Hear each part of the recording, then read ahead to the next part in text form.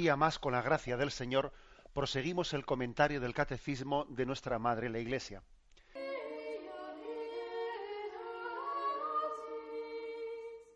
Continuamos con la explicación de este punto 29, qué causas pueden estar dentro del rechazo de Dios. Y hemos dicho la rebelión contra el mal en el mundo, la ignorancia o la indiferencia religiosa, los afanes de este mundo y las riquezas. Luego añade el mal ejemplo de los creyentes. Fijaros bien, el mal ejemplo de los creyentes como una de las causas del rechazo de Dios. Dice en concreto el párrafo tercero del punto 19 del Gaudium et Spes del Concilio Vaticano II, dice: quienes voluntariamente pretenden apartar de su corazón a Dios y soslayar las cuestiones religiosas desoyen el dictamen de su conciencia y por tanto no carecen de culpa. Sin embargo, también los creyentes tienen en esto su parte de responsabilidad, porque el ateísmo, considerado en su total integridad, no es sólo un fenómeno originario, sino que es un fenómeno derivado de varias causas,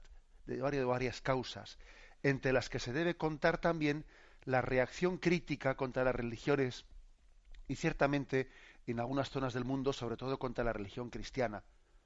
Por lo cual en esta génesis del ateísmo puede tener parte no pequeña los propios creyentes, en cuanto que con el descuido de la educación religiosa o con la exposición inadecuada de la doctrina, incluso con los defectos de su vida religiosa, moral y social, han velado, más bien que revelado, el genuino rostro de Dios y de la religión.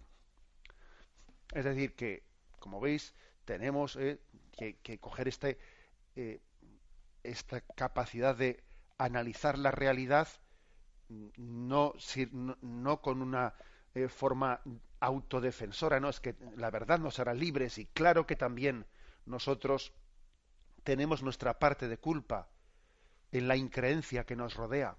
Si fuésemos más santos, obviamente el mundo creería más. Además esto es obvio, allí donde hay pues un Padre Santo, pues los hijos lógicamente tienen un testimonio que les mueve, ¿no?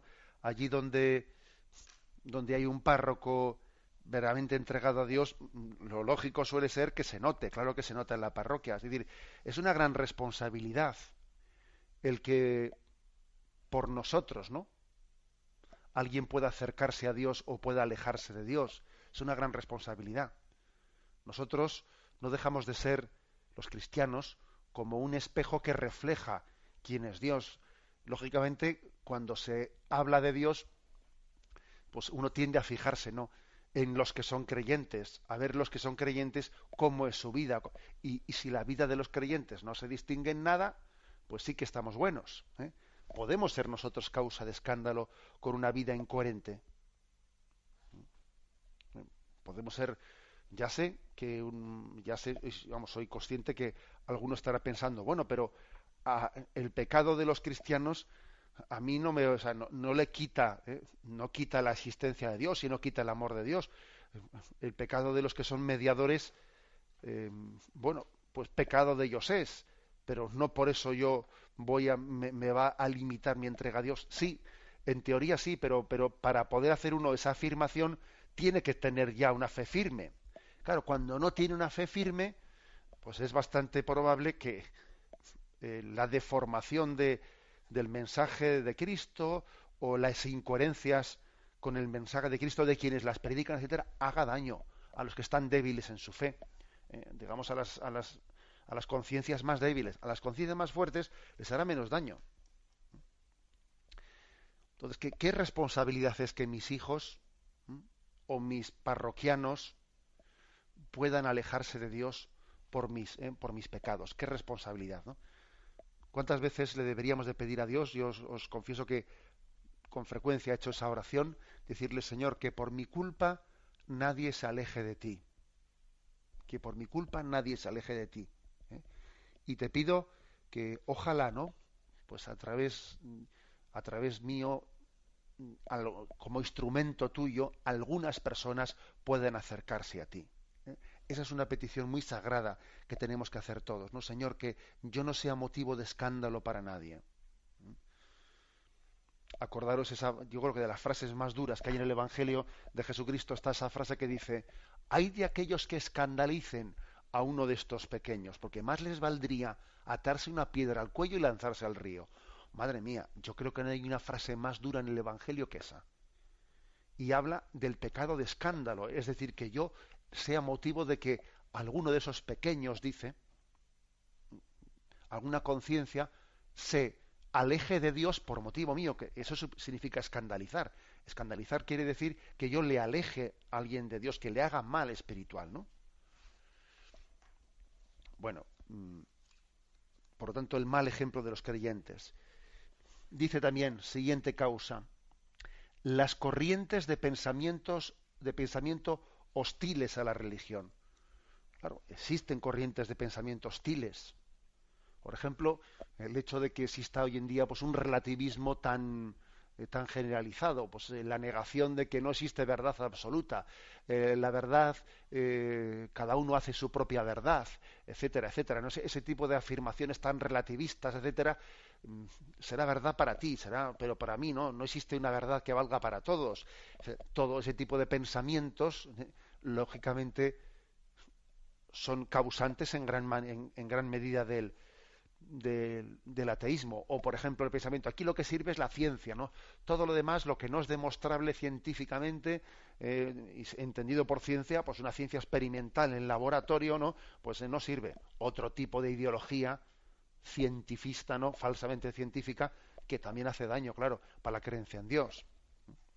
O, por ejemplo, la ideología de género. La ideología de género que tanto se difunde, ¿no? Claro que también hace daño para nuestra creencia en Dios. No, yo no es que sea ni hombre ni mujer, o sea, soy yo el que elijo mi sexualidad, ¿no? Soy yo el que de alguna manera me rebelo contra el Creador y, a ver, yo voy a elegir, yo quiero ser mujer, pero con tendencia bisexual de no sé qué, yo voy a transformar, voy a operar mi sexo. Bueno, todo ese tipo de ideologías de género son una no aceptación de nuestra creaturalidad. Oye, yo soy criatura y una criatura tiene que aceptar el ser de su naturaleza, si no, ¿cómo vas a reconocer al Creador?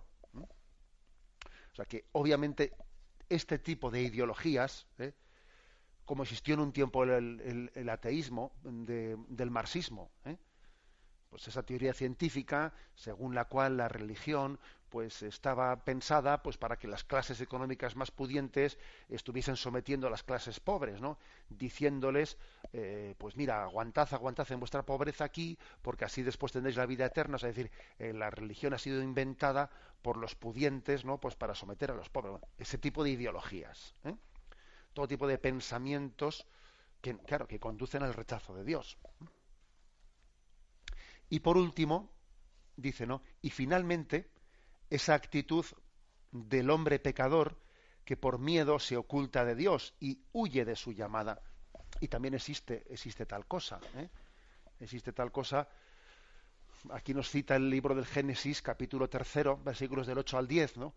Cuando dice que oyeron Adán y Eva, después de haber pecado y después de haber desobedecido a Dios, oyeron el ruido de los pasos de Yahvé que se paseaba por el jardín a la hora de la brisa y se ocultaron de la vista de Yahvé de entre los árboles. Entonces Yahvé dice, ¿dónde estás? Le dice Adán. Y él contestó, te oí andar por el jardín, tuve miedo porque estoy desnudo y me escondí. Es decir, estos versículos del Génesis en los que se nos habla de que el hombre tenía como miedo de Dios, claro que son reflejo de una de las actitudes que nos apartan de Dios, que es tener miedo de Dios, es no tener confianza en Él, pensar que Dios es mi enemigo, pensar que Dios viene a quitarme a mi libertad, ¿no? Y dice, quita, mejor me escondo, no vaya a decirme algo que no quiero oír.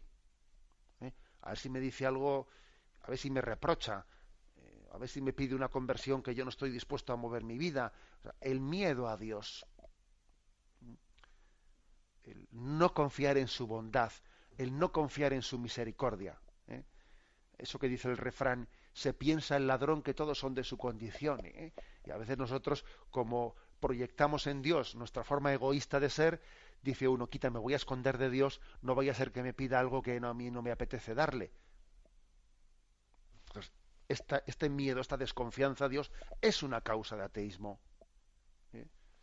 Como si yo pensase que mi padre o mi madre me van a decir algo que es contra mí. Y entonces me alejo de ellos. Pero ¿cómo contra mí? Si mi padre y mi madre, que me quieren, aquello que me digan va a ser para mi bien, ¿no? O sea, esto también está influyendo.